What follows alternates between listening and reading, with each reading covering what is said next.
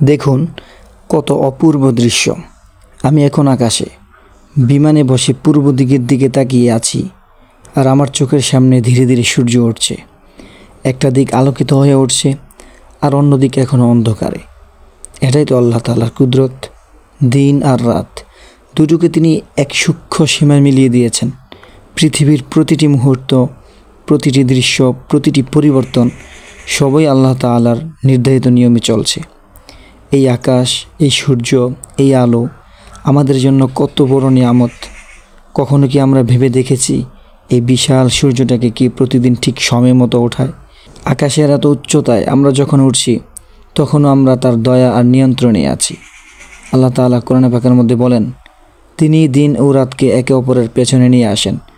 চিন্তাশীলদের জন্য এতে রয়েছে নিদর্শন। সূরা নূর আয়াত ৪৪।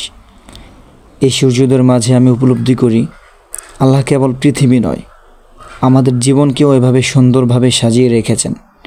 আমাদের উচিত এই নিয়ামতের কদর করা, তার কাছে কৃতজ্ঞ হওয়া। সত্যি যত দেখি ততই অবাক হই। আল্লাহর সৃষ্টি, আল্লাহর করুণা সীমাহীন অসীম। আল্লাহু আকবার।